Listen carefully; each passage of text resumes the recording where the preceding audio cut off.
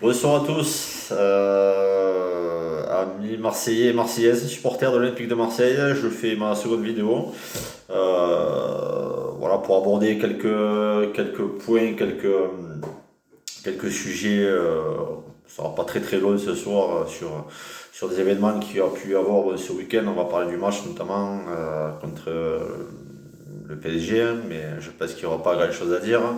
On parlera de la vente rapidement, de la vente de l'OM, parce que bon, il y a eu certaines choses qui se sont encore passées, mais bon, rien de vraiment de plus que la fin de semaine dernière, et également des noms qui sortent pour remplacer André Villas-Boas. Je donnerai mon avis là-dessus. Donc je pense qu'on fera un live assez rapidement pour ce que ça intéresse, manifestez-vous. Euh, Ce week-end ou courant la semaine prochaine, je pense qu'il serait bien, pour ceux qui sont intéressés, que l'on puisse discuter un petit peu de tout ce qui se passe en ce moment. Ça bouge pas mal, donc voilà, ça peut être sympathique. Donc voilà, pour parler du match de hier, pour commencer, bon, moi je ne vais pas mentir, hein. Je voulais arrêter de regarder le match là, à la mi-temps. Puis finalement, bon, comme un peu tout le monde, je pense que comme beaucoup, je me suis tenté je me suis tenté le premier quart d'heure de la deuxième mi-temps en me disant, voilà, si l'OM arrive à marquer rapidement, pourquoi pas? Pourquoi pas des fois en retour, on y croit toujours, hein, malgré que ce soit des matchs difficiles à voir et à vivre. Euh, Tant les contenus sont faibles. Et puis bon, j'ai été menté à la 75e, pardon, parce que ça ne voulait strictement plus rien dire. Donc voilà. Bon, mon analyse elle est simple. Bon, ben, dans un premier temps déjà, ben, j'ai envie de dire comme à l'habitude de cette équipe, mis à part la saison dernière où on a accroché quasiment tout le monde chez les gros, mais bon, depuis les 4-5 dernières saisons, c'était pas coutume, hein. Ce n'était pas coutume, donc là on est retombé un peu dans les travers. Manque d'agressivité, flagrante, manque de talent également.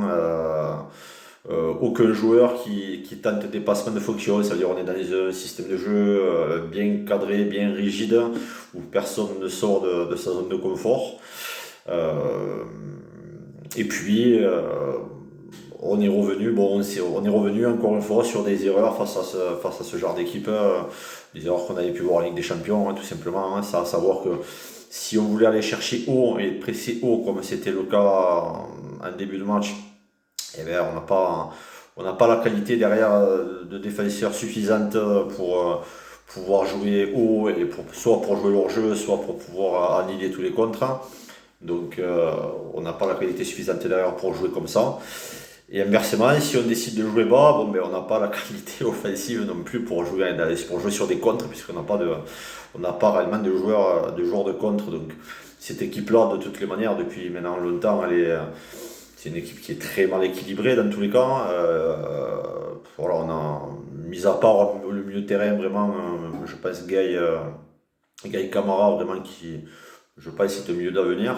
Je ne mets pas Rongier dans le lot parce que Rongier, mis à part les 2-3 premiers mois au club, depuis, voilà, franchement, c'est un joueur qui est un peu comme Germain à la pointe de l'attaque et qui court beaucoup sur le terrain. On le voit se dépasser énormément, mais bon, il fait le marathonien, mais de notre côté, ça récupère très peu de ballons, ça les utilise très rarement, c'est très peu efficace, que ce soit au niveau des passes décisives, des buts, au niveau de la prise de risque, de casser des lignes, voilà, c'est des choses qu'il ne fait jamais. Donc voilà, mis à part, c'est vraiment ces deux joueurs. Alvaro qui s'est un peu débattu tout seul derrière,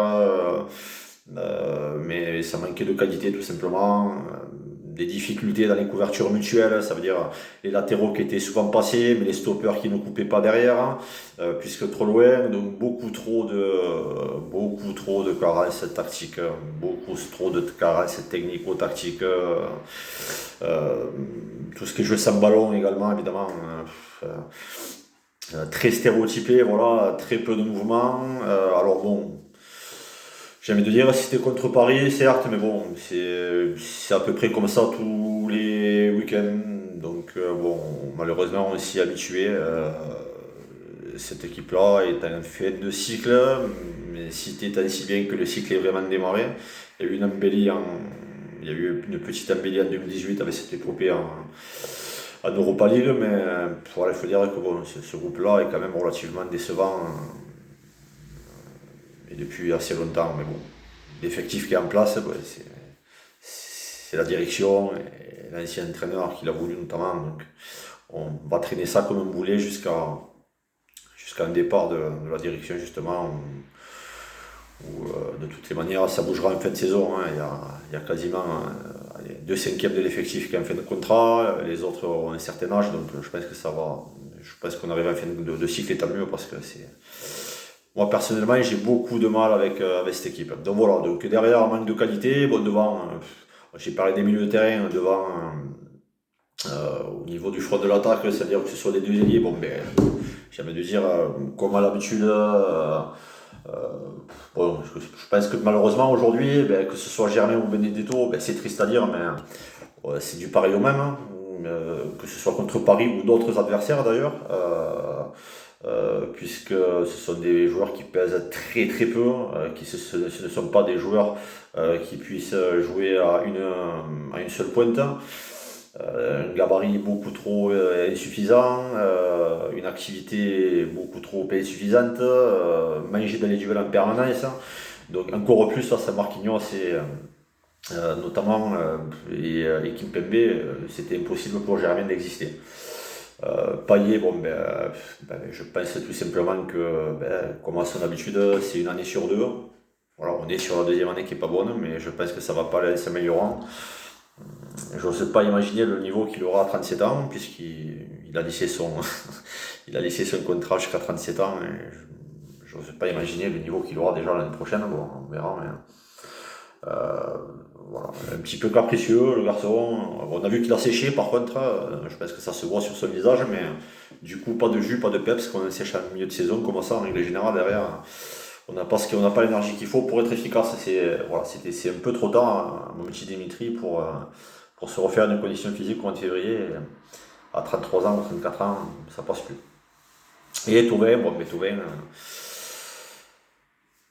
comme dans les gros matchs habituellement, pas vraiment présent. Il fait du Thauvin. Je rentre intérieur, j'essaie de trouver des intervalles de passe du centre où très peu présent. Donc lui aussi, j'ai adoré Thauvin, mais je pense qu'il est temps pour lui effectivement d'aller voir ailleurs, je pense qu'il est temps pour lui d'aller voir ailleurs également, mais je ne le vois pas, comme tous les autres joueurs de l'effectif d'ailleurs, qui ont des salaires mirobolants, je ne le vois pas partir à Manchester, United City ou Chelsea ou ailleurs. S'il part en Angleterre, ça sera plus des Everton, Southampton, Aston Villa, voilà, comme là où parti Sanso. En Italie, peut-être des clubs comme Naples qui sont dans le creux de la vague. Il y a d'Espagne, pareil, hein, je ne le vois pas partir au Barça ou au Real, ça sera plutôt des clubs comme Valence, Séville, il y a encore que, ou Villarreal, fait des clubs de seconde zone. Donc j'ai adoré Thauvin, mais ça fait un certain temps, à chaque mercato notamment, qui nous fait comprendre qu'il veut partir, je pense qu'il peut partir maintenant. Comme beaucoup d'entre eux, je pense qu'on est arrivé au bout du bout. Donc voilà pour le match de hier, pas plus.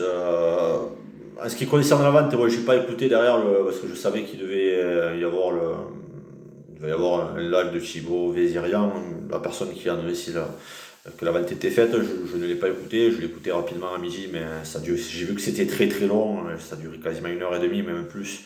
Donc j'ai écouté des bribes rapidement, une dizaine de minutes. Bon, il n'a pas dit plus que la dernière fois. Il a l'air néanmoins très sûr de ses sources. Et pour lui, c'est quasiment acté.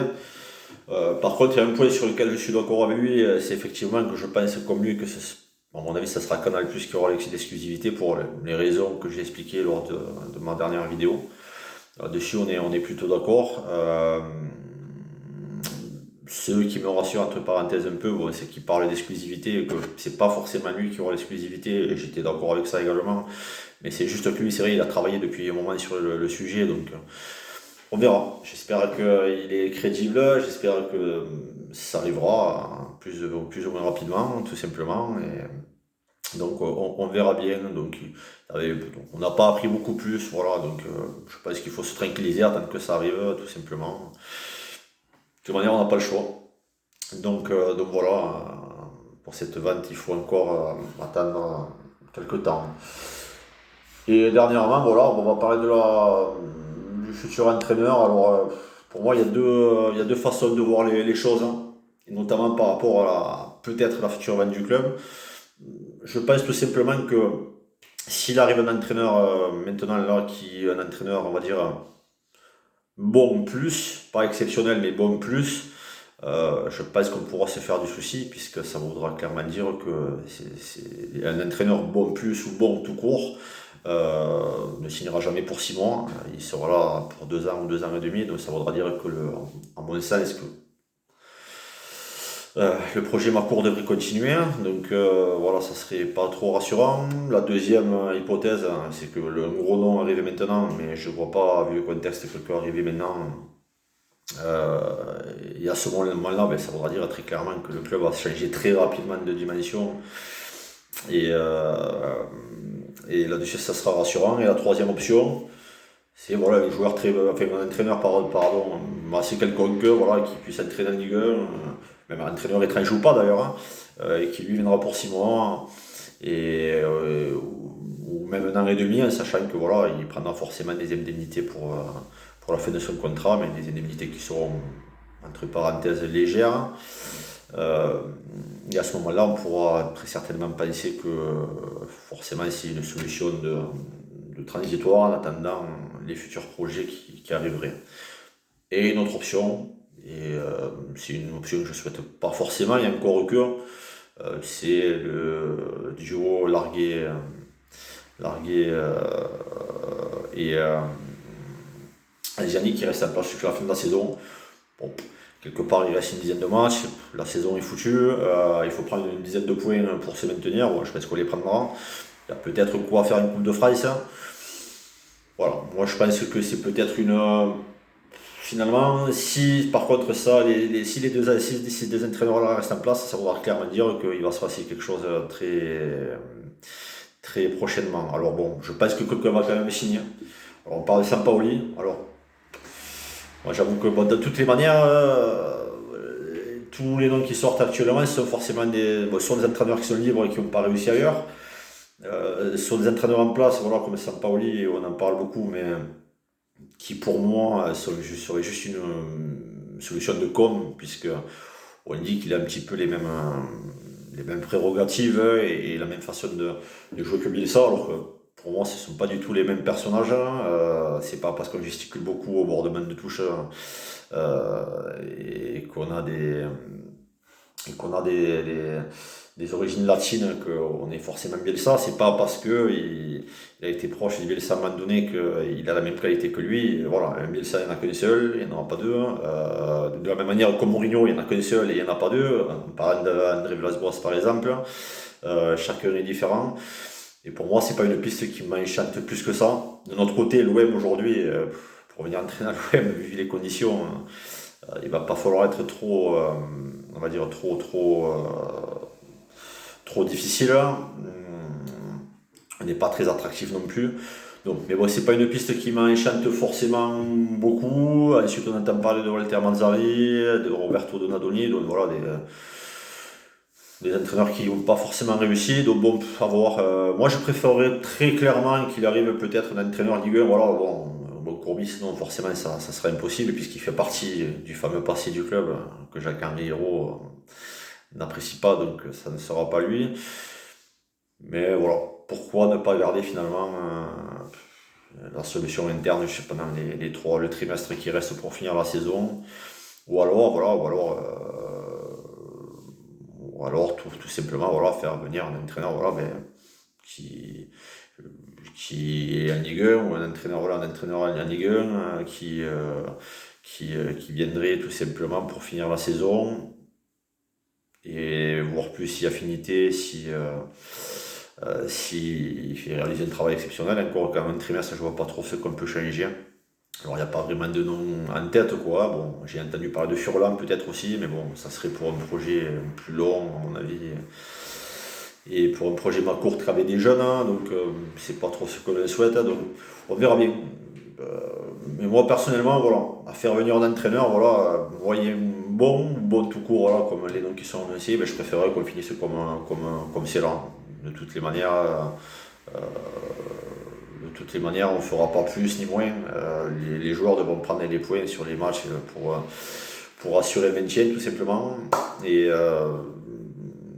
puis, de toutes les manières, il faudra venir au bout de la saison comme ça, et puis on verra ce qui se passe après, quoi. Donc voilà, on a fait un petit point, j'ai fait un petit point un petit peu sur tout ça. Voilà, n'hésitez pas à donner votre avis, n'hésitez pas à liker, à mettre un petit pouce, ça me fait toujours plaisir. Je lance ma chaîne, donc ça serait vraiment sympa. À vous abonner également.